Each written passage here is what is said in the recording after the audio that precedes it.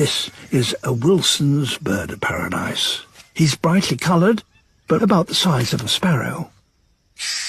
He's lived most of his life alone, but now he's an adult, and he too needs to attract a mate. First, he tidies things up. His stage is set, and now he must hope a female hears his call. He can wait here for weeks on end. At last, a female. Time to take up position.